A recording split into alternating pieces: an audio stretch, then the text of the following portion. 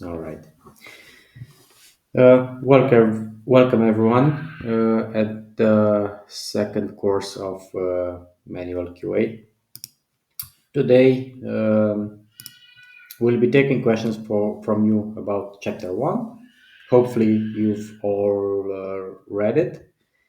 Then Georgiana will give us some examples from chapter one. She has some ready, and then we're going to talk about test cases, and I'll walk you through how a test case looks like, how a test case is written, and all those details.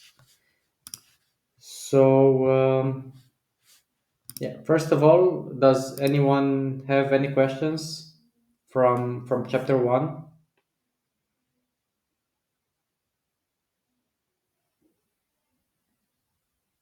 What is dynamic testing and static testing? Dynamic testing is when you actually run the application.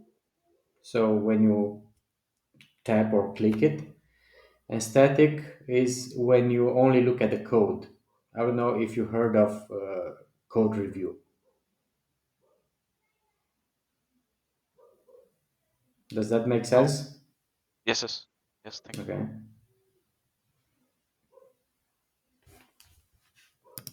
All right. Thanks for that question. Georgiana, I think you can take over and go through the examples, and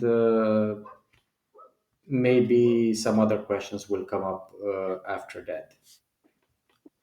Okay. Hello, Sergio. Hello, everyone. So I prepared some questions from the ICTQB document. Actually, from the site, I will share the link with you. You can find way more examples from the foundation level exam. I just take some and maybe we can discuss them today. Can you see my screen?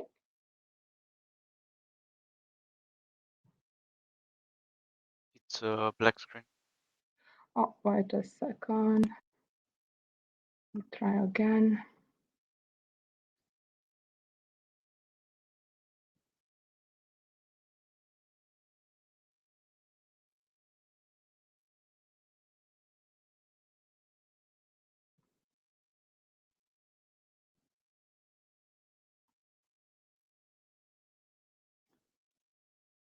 What about now? It's still the same. Show the same one. No, we can see your screen. Oh, okay. So first question will be, this is exactly from the first part. Which of the following is an example of why testing is necessary? So this comes with some static and dynamic testing answers. So do you want me to read the questions or I'm not sure how it's going to be better for you. Do you want to try to give an answer or to discuss each response?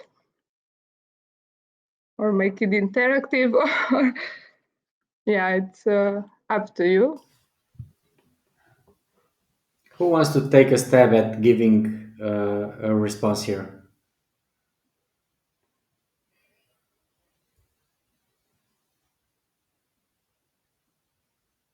No volunteers?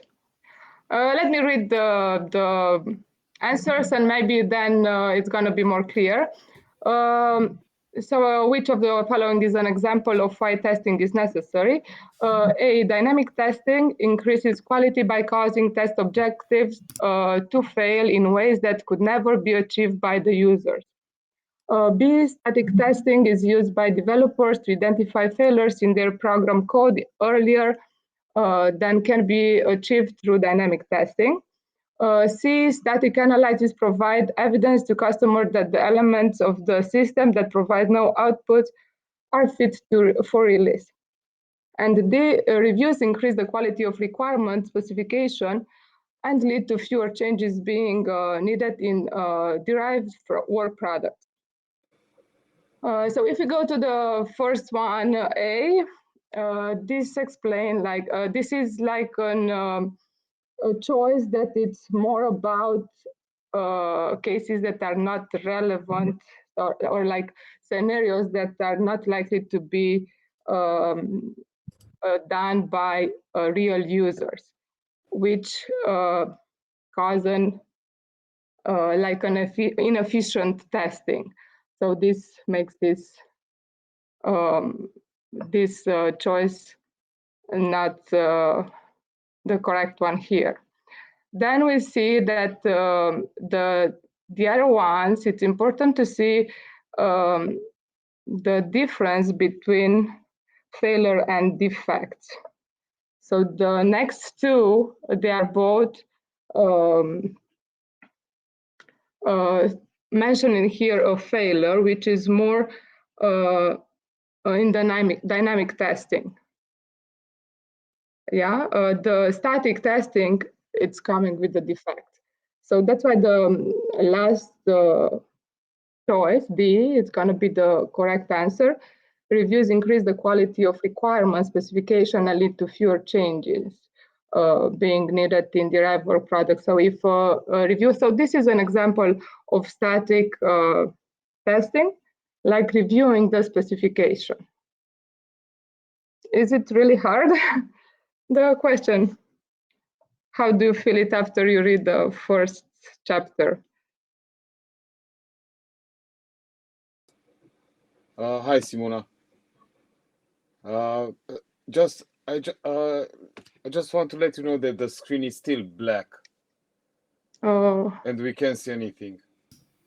Is that for okay. everyone? Because I can see her screen. Oh yeah? I Yeah. refresh it now and now I can see it. Oh, is it good Okay. now? Because I made a Yeah. change since I, okay. Yeah. So for me and for someone else is working. I'm guessing that for everyone except one person is not working.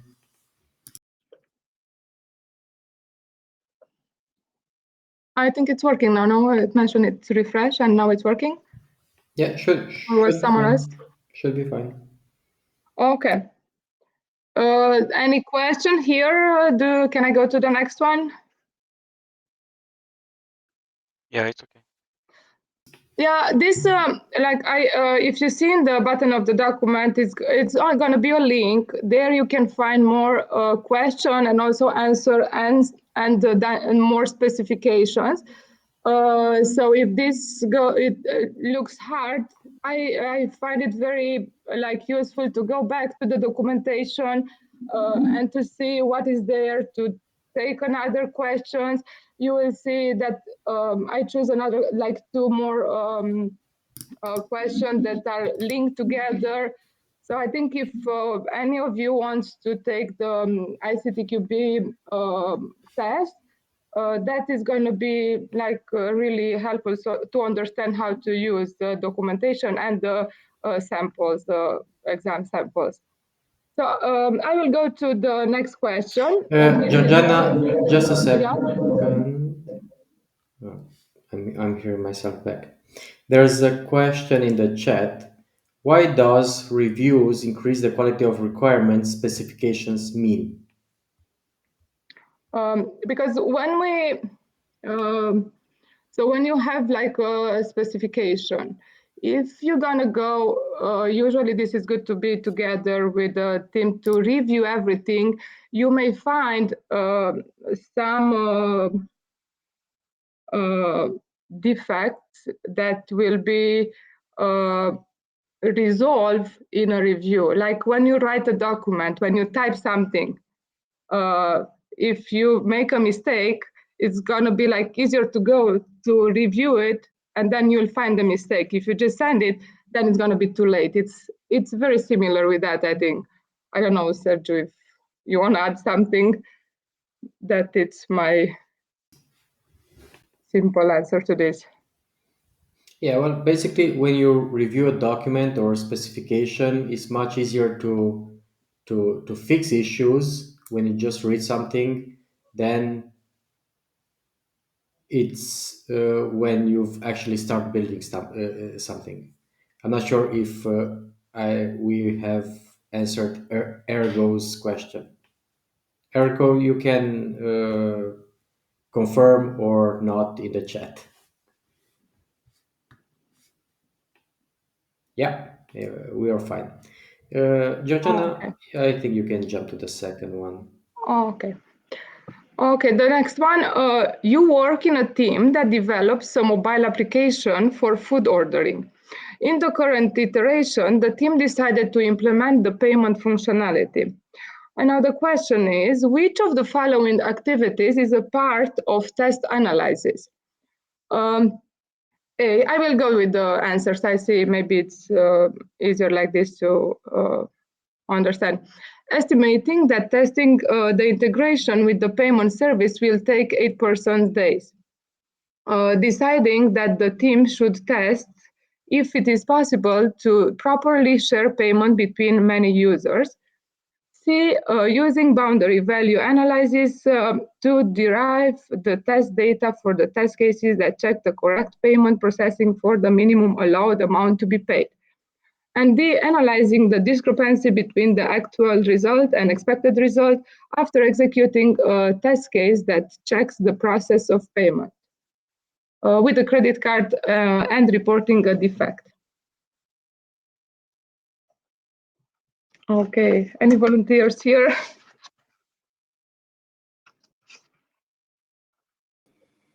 Let's see. We have to use the boundary value analysis. Someone else?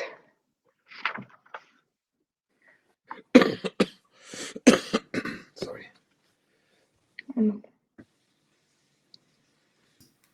We're not saying that's a bad opinion, but we just want to hear other people's thoughts. Maybe B. Deciding the team should test. Yeah. Can you give like why did you check this one or something like to explain a little bit, or it's just a guess?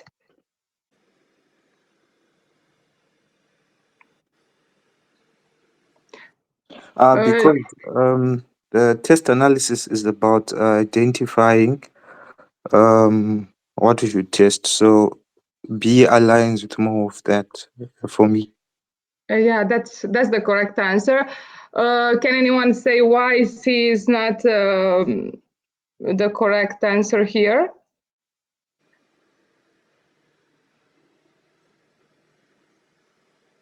Because I will answer this then if there are nobody. I think maybe C is because it's a part of test design. Exactly. And that's a part of test design. The answer from me is about part of the planning. And the last one is part of the test execution. So that's why here the test analysis B is the one that matches better the actually is the correct answer. So I will jump to 4 because if you see here, it's exactly part of the same chapter with the test activities, and it's kind of in the same area. 4, which test activity involves working with test data requirements, test condition, test environment requirements, and test cases. Test design, test execution, test analysis, and test implementation. So this should be an easier answer after the previous one.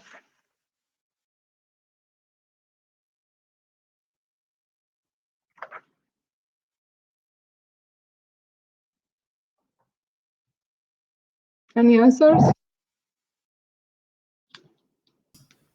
We have an A in the chat.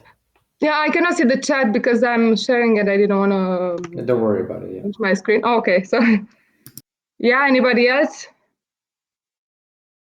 Yeah, but this is the correct answers. Yeah, because test design involves using the test condition to create test cases. and other necessary tests were. Okay. And we can jump to the last one here. Which of the following is most likely to be an example of a tester using a generic skill when testing? A, the tester deep knowledge of a variety of computer games meant to that they got on well with one of the developers who was also into gaming. The tester was a former pilot and was better able to understand the acceptance criteria for the helicopter control system. C, the tester previously worked as a programmer and used their skills in this area to better communicate with the business analysts. The tester was very careful not to make mistakes when they methodically generated test cases prior to starting their exploratory testing session.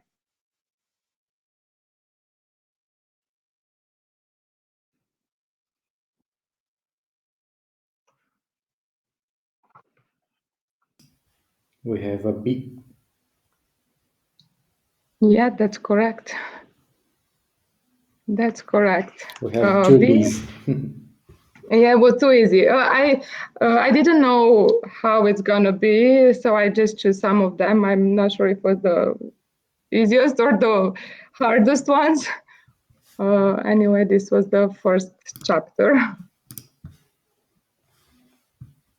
All right. Any other questions from anyone that read the first chapter? Do you have anything that's unclear or something like that?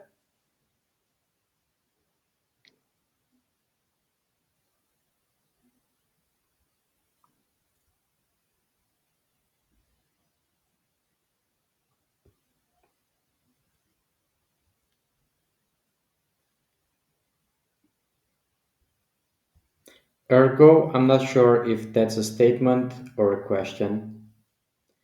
Ergo says in chapter 1, it mentions after static testing discovers an error, you don't need to debug.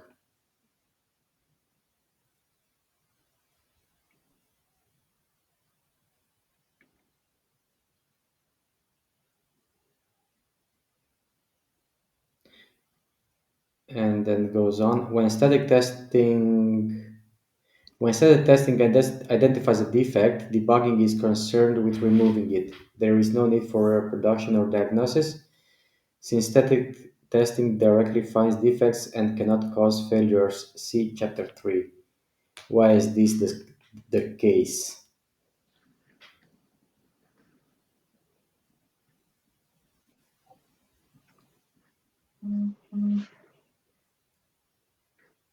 I'm not sure what to respond here. I think, let me just read it again.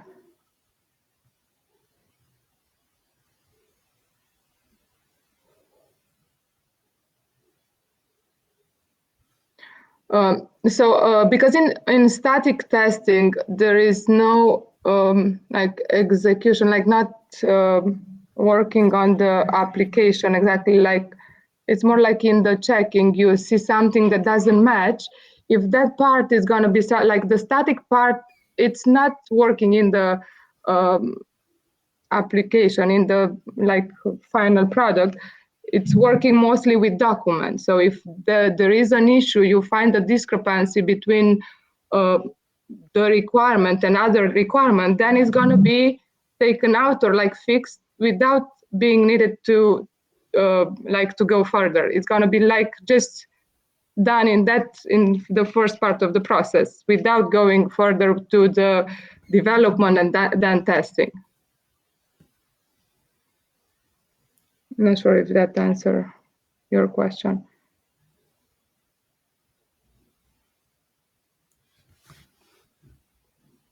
All right, looks like we hit a correct answer here. All right. Any other questions?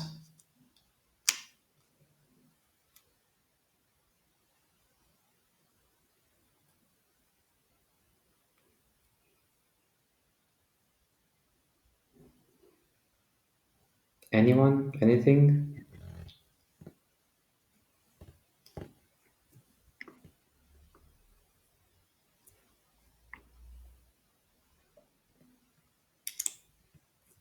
Well, if not, let's jump to the test cases part for today.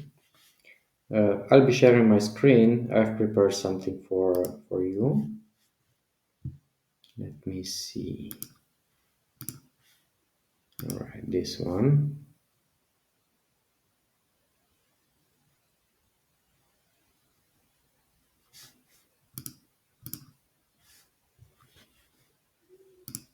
Okay. So last time I've mentioned about test cases in the first course, and I was mentioning that the test cases provide basically a step by step guide on how to test specific features of the software. And the test case usually include, but is not limited to, the unique ID, steps to perform, and expected results. That being said, I've prepared a set of tests over here. The first one is an example. So we have the unique ID. The test title, it's not mandatory, but the steps and the expected results usually are. We can also write prerequisites. You'll see in a minute how those look. And basically, you list out all the steps that needs to happen in order to test something. So you do a step and you expect a result. Then you do another step and you expect another result. We can have actual results here, or we can have a column for the bugs and a few notes if it needed, and of course the results. Now, going further with the example, let's say we are testing Facebook, login with Facebook. So the test title is login with valid credentials on Facebook. You see, we wrote here valid credentials. You can also test with invalid credentials to catch the errors.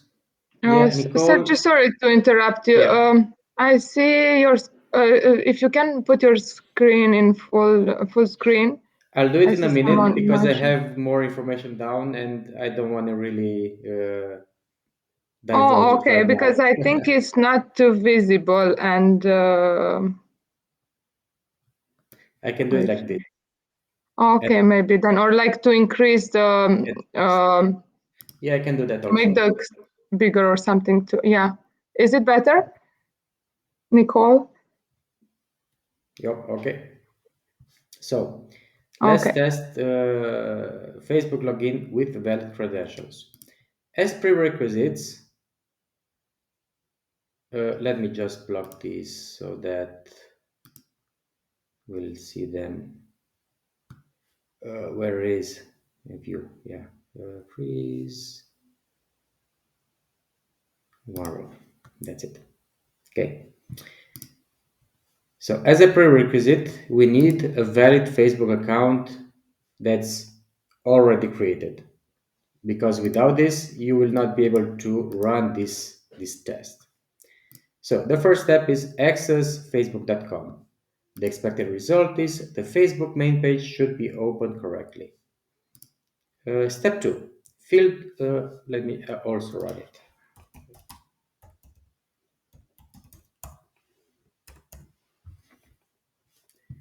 All right. Fill the email and password fields with valid credentials and press login button.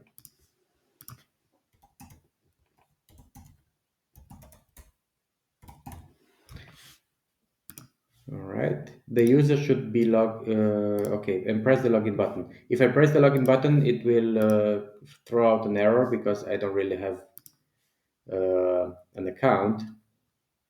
But for the sake of the test, let's imagine that we are logged in. The Facebook homepage should be displayed. Step 3, logout. The user should be logged out. The main page should be displayed. Step 4, fill the email with passport and password fields with the same valid credentials and press the Enter key from the keyboard.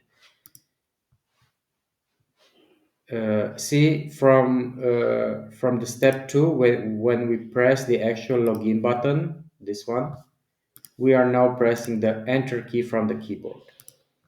The user should be logged in. The Facebook homepage should be displayed. And as an example, it's not really a real one. Let's say that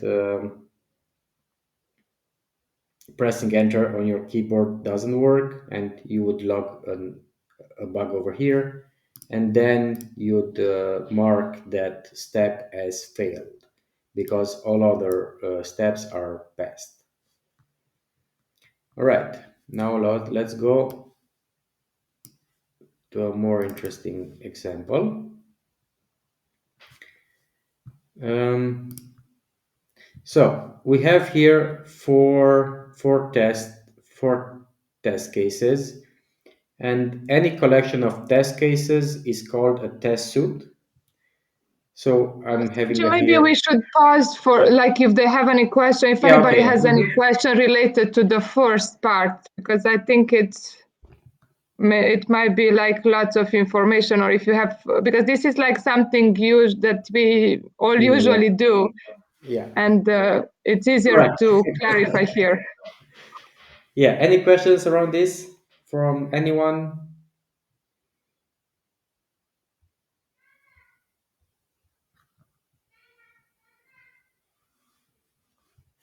It's conform if it's like it's something okay, you understood what is the process.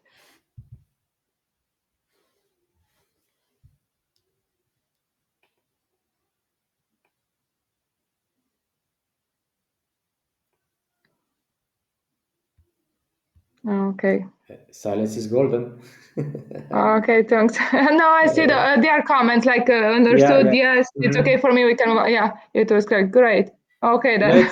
Let's run through the test suite and maybe then we'll have some questions.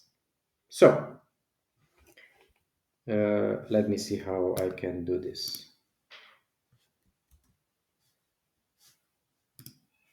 It doesn't work as expected, so I'm going to do a small hack.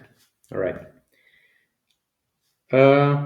Yeah, let's test an actual website. So we have this website. It's called Bug Eater. It's a test website. It's really interesting. I just found it today. And let's start testing it. So the first test case in this test suite is to check the website's logo. So first step is access Bug Eater web page. All right, this is the website. The page should open correctly. I would say it opens correctly. Then, second step is observe the Bug Eater logo in the top left corner of the web page. And the expected result should be the logo should be correctly displayed. The design should be as described in the requirements or wireframes. So yeah, looking at the logo and presuming that I have access to the documentation, I can say that the logo is displayed correctly. I don't have to do anything about this, just observe it. Right, the second test case in this test suite is the Bug Eater logo functionality. First step is, you see, I'm resuming. I mean, I'm starting over. So access the web page. All right. The page should open correctly. It opens correctly.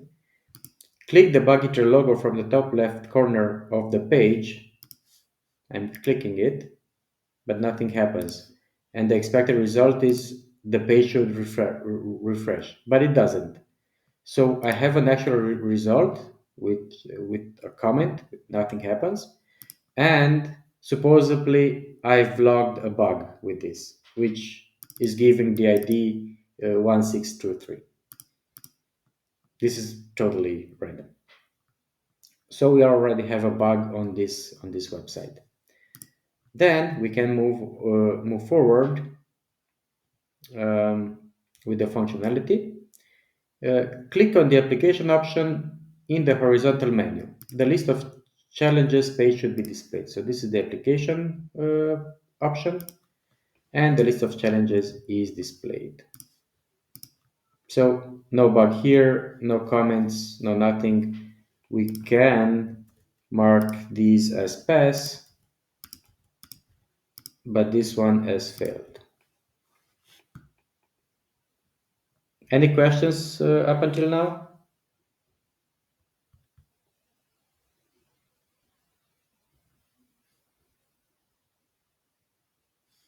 All right, let's move over to the third test case. This is a little bit larger one. So continuing from this test case, we just flow into the next one. There's no need to run these two steps again, because we are already here in the testing process. So what the test case tells us now is to click on the challenge number 1, number addition option.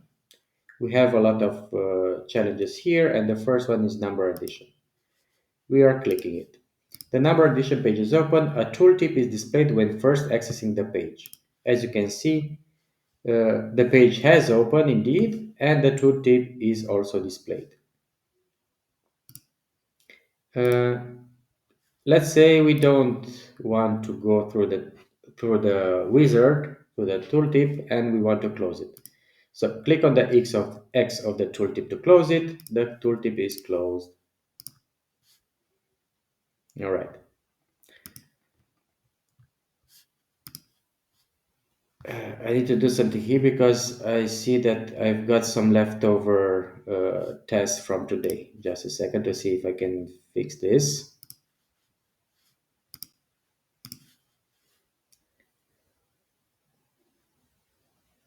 Okay.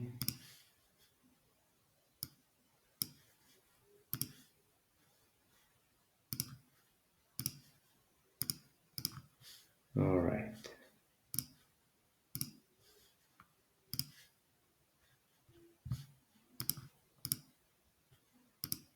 All right. So we started from here. Application, number addition, close the tooltip, and we are where we need to be right now. We are at step 3. So enter 1 and 2 into the input fields, then click the calculate button. The result returned should be 3 as expected result. So 1 and 2. 1 and 2. Calculate result 3, which is a pass. Let's also mark it as such. All right. Then input -2 and 4 into the input fields, then click the calculate button. As you can see, you don't need to do anything else from this step to this step, because the flow takes you naturally, and you can fill in -2 and then 4 and hit calculate. The result is 2. All right. Then enter 1.5 and 2.5. 1.5 and 2.5. Calculate. All right. The result returned is 4, and this is correct. As you can see, we are trying to test with a lot of inputs, like integers, negative numbers, decimal numbers, and now it gets interesting because at number 6, we are asked to enter ABC in the first number field and 1 into the second number field, then click the calculate button. So ABC, and I think it was 1. Let's calculate. All right. The result returned is user input error, which is here. So this is the expected result matches the actual result. Let's mark it as pass. And then at step number 7, enter ABC in the first number field, in the first number input field, and 1 in the second number. And now it will fail. So A, B, C, and 1. Calculate. The result returned is please follow the instructions, which is expected. But I don't, it's also user input error. Wonder why. Let's test again.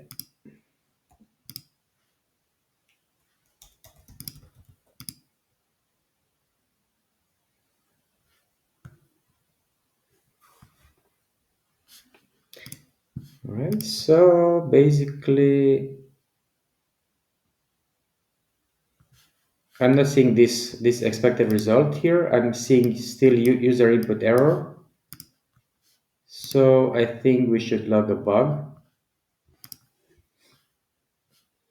So basically, this is the actual result here. The result returned is user input error, as you can see. And we can attach a screenshot and log a bug here.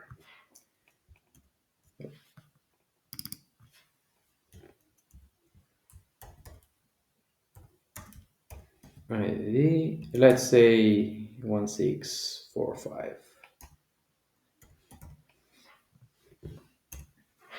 So basically, we've logged the bug with the difference between the expected results and actual results, and this will be a fail step. And at step 8, clear on the clear form button, the form and all its information is cleared. So basically, we are sanitizing the test case to basically reset it. All right.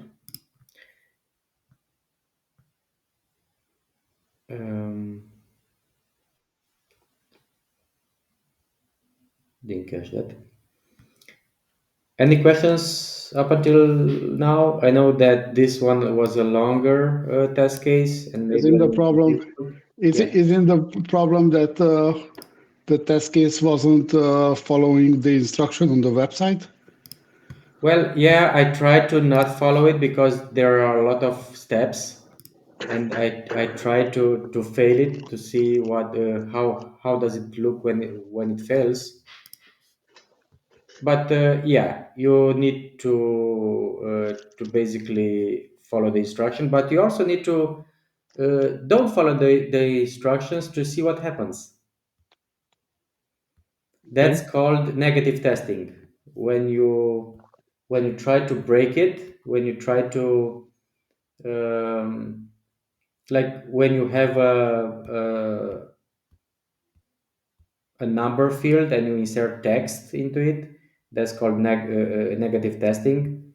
It's also a part of manual testing, and it's usually when you get the most bugs when you do negative testing.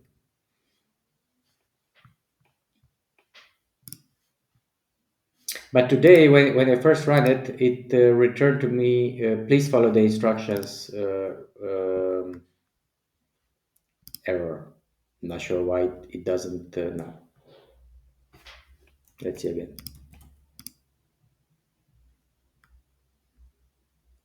Yeah, it doesn't. All right. Any other questions?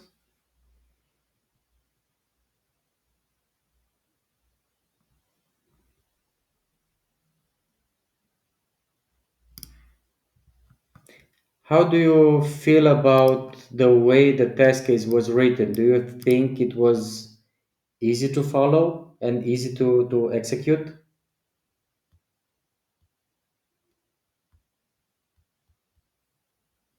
Yes. I always tell a joke when people ask me how to write test cases. I always tell them, please write test case uh, that your mom could understand or could run. That's a good piece of advice usually. All right, and I think we can go to the last one. So from where we are now, um, the next test title should be list of challenges, learn more options, functionality, and then let's see what we need to do here. So first step is click on the menu button. This is the menu button over here. The menu overflows from the left, so it overflows. You see, it's covering part of the page. That's what overflowing means. Then click on the Learn More option. The list of challenges page should be displayed. Learn mode, list of challenges. And then 3, click on the challenge 1.2 number division option. Number division.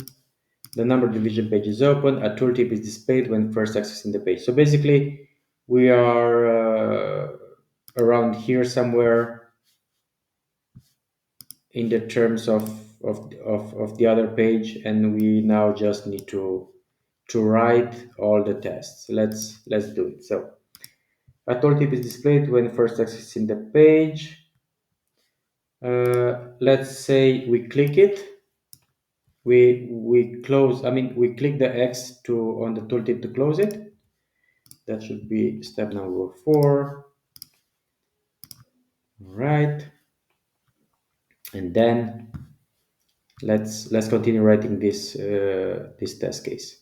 So enter 4 and 2 into the input fields, then click on the calculate button. So 5,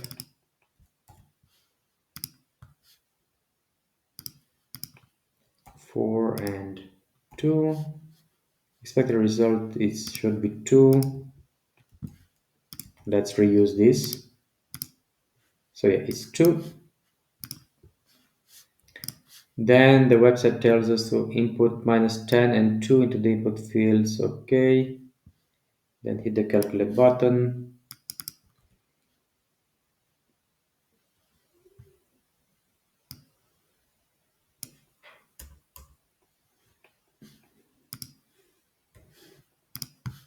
Right, let's see the expected result -5.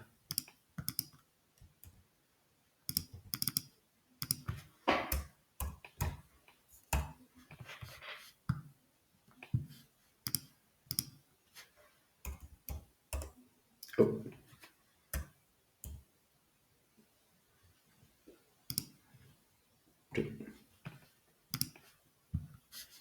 So what we are doing now is both running the test and writing it.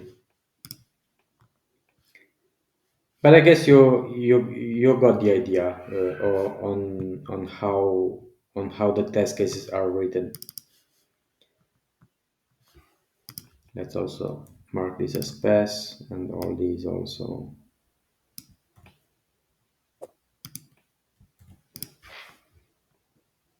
Also, on the line 27. 27. Yeah, when you added 2 floats, the result was another float. The result was correct, but it was in a floating format, not an integer format. Correct. Should be I saw considered. that. Yes. It's important to know the exact expected result. Here I've made a mistake when writing it down. I I wasn't too careful about it. But thanks for calling it out. Yeah. Yeah, if it was so, if the expected result is 4.0 and the actual result is 4, then it's a bug. Then the test would have failed.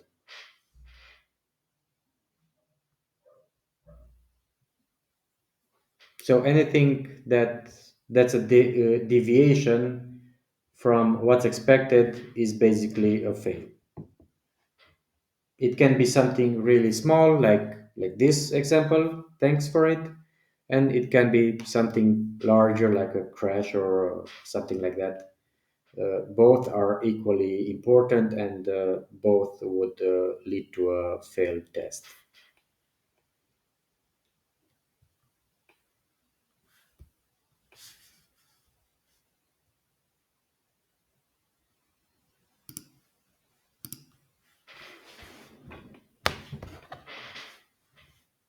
All right. I think that's it from the test suite I've prepared. If you have any questions or anything like that, I'm ready to answer your questions.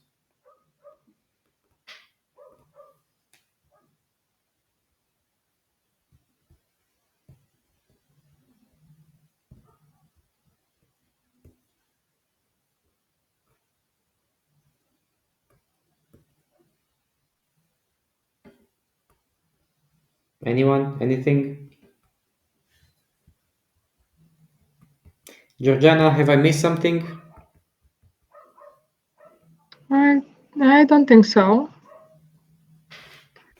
That's a good example with the numbers, like a simple example, like how to run the test case and also how to write all the steps.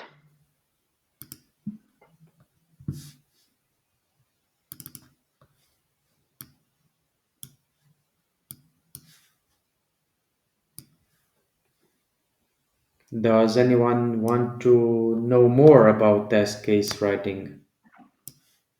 I know we've used Google Forms. Not sure how many testers still use it, but it was a handy tool for us to provide an example. I've personally have written test cases in Excel documents a while ago, but now the use of dedicated applications is pretty widespread. But there are a lot of applications out there, and we figured that Google Sheet would be enough for now.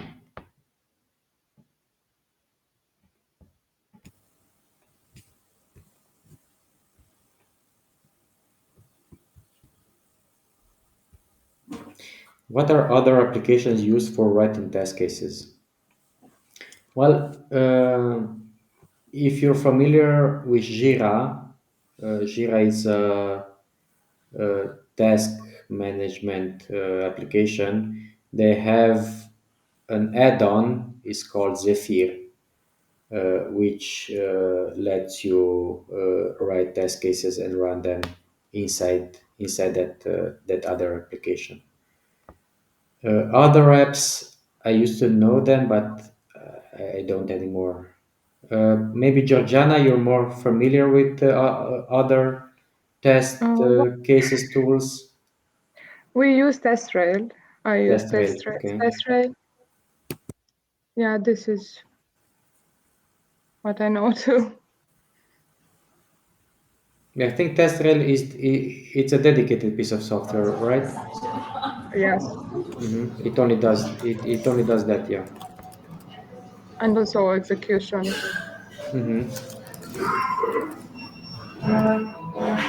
I also know one, if I can speak. I don't know if you hear me. Yeah, sure. I cannot hear you, but I will speak, but I cannot hear you, but I see the microphone working. It's called browser stack. And Browser stack. the nice part of it is you you can create like test cases that you can also then run like automation on them on browsers, really on application on websites.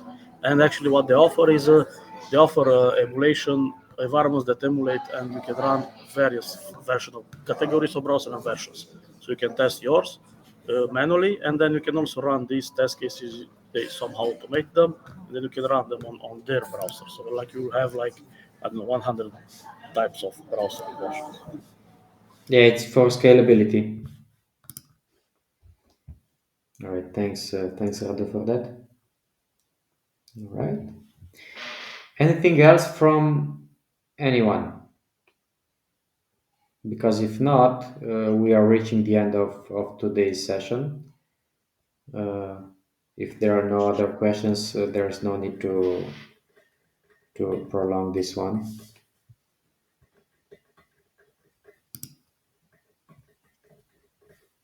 All right. If nothing, I will be sharing this document, which with the test suite, so you can practice on your own by next week.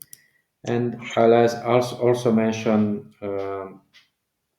on Discord the next chapters you should be reading by next week. And next week we'll be talking about bugs, how a bug looks like, how to log it, and pretty much that. Last call for questions.